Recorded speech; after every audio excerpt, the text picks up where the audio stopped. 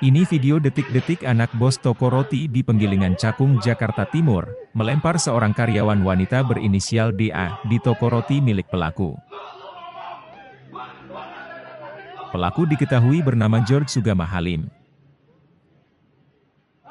Kasus ini terjadi pada 17 Oktober 2024 lalu dan kini viral di media sosial. Menurut korban, pelaku melempar korban dengan kursi, patung batu dan mesin ban hingga kepalanya bocor. Peristiwa pelemparan tersebut terjadi setelah korban menolak permintaan pelaku mengantar makanan yang baru dipesan online ke kamar pribadi pelaku. Menurut korban, penolakan tersebut dilakukan karena korban tengah bekerja dan bukan dari tugasnya. Kasus tersebut telah dilaporkan ke polisi sejak Oktober lalu.